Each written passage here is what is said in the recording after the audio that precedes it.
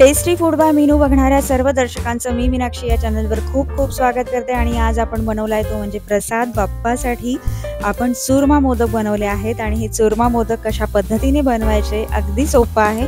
5 ते 7 मिनिटात तुम्हाला ही संपूर्ण रेसिपी मी दाखवणार आहे। तुमचा खूप जास्त वेळ न घेता आपण डायरेक्ट रेसिपीला सुरुवात करूया आणि बाप्पासाठी बनवूया मोदक। तर 2 वाट्या कणिक घेतलेली आहे मी, ज्या आपण पोळ्या करतो तीच कणिक ही आहे। मैदा वगैरे यात काही नाही, रवा सुद्धा नाहीये, साधी कणिक आहे। आणि त्यात 2 टेबलस्पून आपण टाकलाय ते म्हणजे मोहन, आणि त्यात चवीपुरतं मीठ घालून घेतलंय।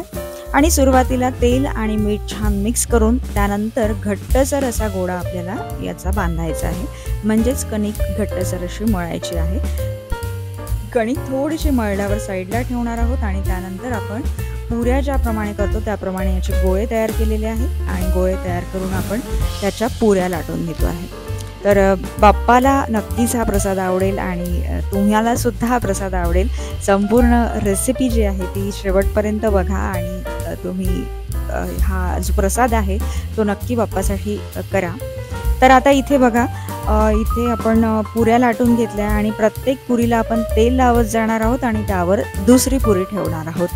तर सगळ्या पुऱ्यांना मधोमध तेल लावायचं आहे आणि संपूर्ण पुरीवर तेल लावून त्यावर दुसरी पुरी आपण ठेवत जाणार आहोत आणि वरच्या पुरीला सुद्धा आपण तेल लावून घेतलाय। तर अशा 4 पुऱ्या लाटून घेतल्या आणि आता याचा आपल्याला करायचा आहे रोल। तर त्यासाठी आपल्याला दोन्ही बाजूंनी जे आहे ते फोल्ड करून घेणार आहोत आणि दोन्ही बाजू फोल्ड केल्यावर वरची आणि खालची बाजू राहते, तर कुठल्याही एका बाजूने आपण रोल करत याचा नेणार आहोत। तर खालून रोल करत वर न्या किंवा वरून रोल करत खाली आणा, काहीही फरक पडत नाही। आणि आता इथे छान मस्त असा याचा रोल तयार करूया। पुऱ्यांची साईज थोडी मोठी असेल तर छान रोल मोठे होतील आपल्याला, आणि छोटी रोल करायची असेल तर पुऱ्यांची साईज छोटी ठेवायची। तर अशा पद्धतीने पॅक करून छान व्यवस्थित दोन्ही हातात घेऊन आपण याचा आता छान रोल तयार केलेला आहे। तर असाच आता दुसरा रोल सुद्धा, आणि सगळे रोल आपण अशाच पद्धतीने तयार करून घेणार आहोत। तर आता हा रोल सुद्धा आपला तयार होतोय आणि त्यानंतर काय करायचं आहे समोरचं ते सुद्धा आपण आता बघणार आहोत। तर इथे छान दोन्ही हातांनी प्रेस करून जर पोळपाटावर प्रेस केलं तर छान मोठा व्यवस्थित रोल असा याचा तयार होऊन जातो। आणि आता हा रोल आपण करणार आहोत कट, तो म्हणजे चाकूच्या मदतीने आपल्याला कट करायचे याचे।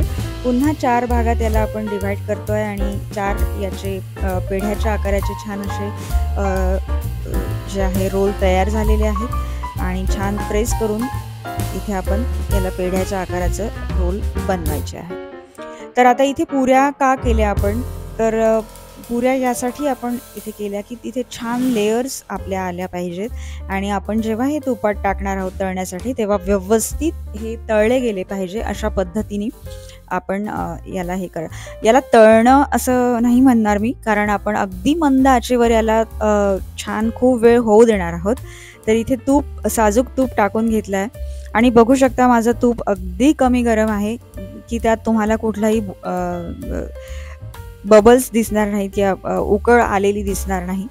तर अगदी मंद आचेवर आपल्याला ठेवायचं आहे आणि जेव्हा आपण याला फ्राय करतो आहे तेव्हा आपल्याला थोडंसं जे आहे पातेलं जे आहे ते जाडबुडाचं घ्यायचं आहे। म्हणजे आता मी जाडबुडाची इथे कढई घेतली आहे आणि संपूर्ण जे रोल तयार केले होते ते आपण आपल्या यात साजूक तुपात घालून घेतलं आहे। खाली मंद आचेवर गॅस आपला सुरू आहे आणि 5 मिनिटात आपण झाकण ठेवणार आहोत आणि 5 मिनिटांनी काढून घेणार आहोत झाकण। तर झाकण काढल्यावर तुम्ही बघू शकता थोडंसं छान तूप गरम झालेलं आहे आणि खालून गुलाबी असे हे जे रोल आहेत ते होऊन आलेले आहेत। तर आता दुसरी बाजू त्याची आपण शेकणार आहोत। तर दुसरी बाजू आपण वळून घेणार आहोत आणि छान तुपात दुसरी बाजू सुद्धा व्यवस्थित होऊन जाईल। आणि याला आपल्याला तळणं हा भाग नाही आहे, तर आपल्याला छान मंद आचेवर तुपात शिजवून घेतोय आपण व्यवस्थित, असा हा भाग आहे। आणि पुन्हा आता मंद आचेवरच 5 मिनिटं आणखीन दुसऱ्या बाजूने होऊ देऊया। तर झाकण काढून घेतलंय आपण आणि पुन्हा एकदा पलटी मारून बघणार आहोत आणि दोन्ही बाजू समसमान झाल्या की मग आपण हे जे रोल आहेत ते काढून घेतोय। तर प्रत्येक रोल आपल्याला साईड बदलायची आहे त्याची। एका बाजूनी छान कुरकुरीत झाले, दुसऱ्या बाजूने सुद्धा कुरकुरीत होऊ देऊया थोडंसं 1-2 मिनिटं झाकण ठेवल्यावर पुन्हा एकदा काढून घेणार आहोत. कारण आपले जवळपास जे आहे रोल ते सगळे व्यवस्थित झालेले आहेत. रंग बदल झाला आहे, गुलाबीसर रंग आलेला आहे याला आणि आता हे आपण काढून घेणार आहोत. आणि काढून घेतल्यावर थोडा वेळ आपण थंड होऊ देऊया आणि त्यानंतर आपण याला चाकूच्या साहाय्याने कट करू किंवा हाताने सुद्धा याचे तुकडे केले तरीही होतात. आणि छान तुकडे करून घेऊन त्यानंतर आपण छोटा पॉट घ्यायचा आहे आणि त्यात आपण हे टाकणार आहोत. तर मोठा पॉट यासाठी मी म्हटलं नाही, कारण मोठ्या पॉटमध्ये जर एवढे आपल्याकडे नसतील तर ते खूप जास्त बारीक होणार नाही, व्यवस्थित होणार नाही. त्यामुळे छोट्या पॉटमध्ये 2 वेळा काढले तरी हरकत नाही. आपण 2 वेळा काढणार आहोत आणि चवीनुसार यात गूळ घालायचा. तुम्हाला किती गोडवा पाहिजे आहे त्यानुसार यात गूळ घालायचं आपल्याला.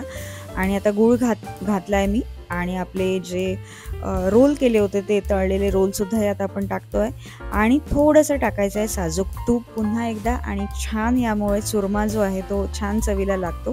तर हे बघा चुरमा बारीक झालेला आहे आपला आणि आता मिक्सरमधून काढून घ्यायचा आहे आपल्याला. आणि अशा प्रकारे आपण जेवढा पण रोल तयार केले ते सगळे रोल आपण मिक्सरला काढून घेणार आहोत आणि तो चुरमा जो आहे तो काढून एका प्लेटमध्ये ठेवूया.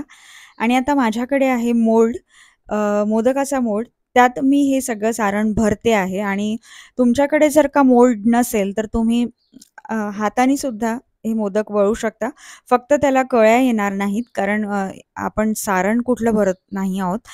डायरेक्टली या जो चुरमा आहे त्याचे मोदक करतोय. तर इथे आता मोल्डमधून निघालेला हा मोदक छान असा कळीचा बनतो आणि छान तयार झालेला आहे. तर अशा पद्धतीने हे छान चुरमा मोदक तयार होतात. तुम्ही सुद्धा तयार करून बघा. चुरमा प्रत्येकाला आवडतो असं मला वाटते, कारण जेव्हा कधी घरी बिट्ट्या बनतात किंवा जेव्हा कधी रोडगे असतात तेव्हा चुरमा हा बनवला जातो आणि खाल्ला जातो. तर अशा पद्धतीने मोदकाचा शेप त्याला द्यायचा आणि मोदक बनवायचे.